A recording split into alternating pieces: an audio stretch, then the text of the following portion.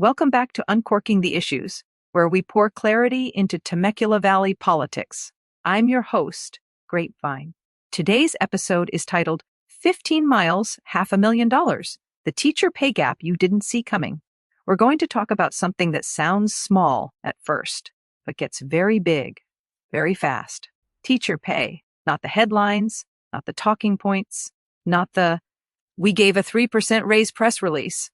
We're talking about what actually matters. What does a teacher really earn over a career? And how different is that depending on where they work? Because if you're a teacher choosing between Temecula Valley Unified School District and Murrieta Valley Unified School District, you're not just choosing a school. You might be choosing a lifetime financial trajectory. And the difference? It's not small. Let's set this up. Temecula and Murrieta are about 15 minutes apart. Same region, similar communities, same general student demographics. If anything, these are the most comparable districts you can find. So logically, you'd expect same job, same pay, same long-term outcome. But that's not what happens. Not even close. Year one, a new teacher starts in Temecula around $60,000. In Murrieta, closer to $63,000. $3,000. Not nothing, but not life-changing. At this point, you might think, okay, Murrieta pays a little more, but here's where it gets interesting. Because teacher pay doesn't just depend on where you start. It depends on how your salary grows. And that growth is driven by something most people never see: contract structure, negotiation strategy, and how districts decide to build or not build raises into the system. In Murrieta, raises tend to be smaller, more frequent, and often layered year after year. In Temecula, raises tend to be harder fought, less predictable, and not always built to compound the same way. Now, here's the key. Compounding, that's the entire story. Because small differences in yearly raises don't stay small. They stack. They accelerate. And over time, they separate. Let's jump ahead. Year 5. In Temecula, that teacher might be earning around $68,000. In Murrieta, closer to $76,000. Now, we're not talking about $3,000 anymore. We're talking about a noticeable gap. Fast forward again. Year 10, Temecula, roughly $80,000. Murrieta, pushing $97,000. Now we're talking about a $17,000 difference in a single year. Same profession, same region, same level of experience, $17,000. And here's the part most people miss. That's not just 1 year. That higher salary keeps compounding into every future year. So now, let's zoom out. Let's look at the full picture.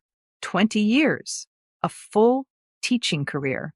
In Temecula, a teacher might earn roughly $1.6 million to $1.8 million over 20 years. In Murrieta, closer to $2 million to $2.2 million. Let that sink in. That's a difference of $300,000 to $500,000. $500,000 for working 15 minutes down the road. Not because one teacher worked harder, not because one district has radically different students, but because of how the system is structured, how raises are negotiated, and how those raises stack over time. Now, to be fair, there's more to a job than salary. Temecula has a strong academic reputation, high-performing schools, engaged parent communities, and that matters a lot. Some teachers may choose Temecula for stability, culture, perceived working conditions, and accept lower long-term earnings as part of that trade-off. That's a real decision. But it should be an informed one, because here's the truth. This gap doesn't show up in year 1. It doesn't show up clearly in year 3. It sneaks up on you, quietly, year after year, raise after raise, or lack of raise, until one day you look up and realize you're on a completely different financial path than someone doing the same job right down the road. And then there's one more layer. the one that really changes everything: pensions. In California, teachers are part of CalSTRS, and your pension is based largely on your final salary. So, if you retire making $80,000 in Temecula versus $110,000 in Murrieta, that difference doesn't just affect your last paycheck, it affects your income for the rest of your life. So now that $300,000 to $500,000 gap, it's not the full story. The real gap is bigger, much bigger, which brings us back to the bigger question. Why? Why would two neighboring districts with similar students, similar communities, and similar goals end up on such different pay trajectories? The answer isn't simple, but part of it comes down to strategy.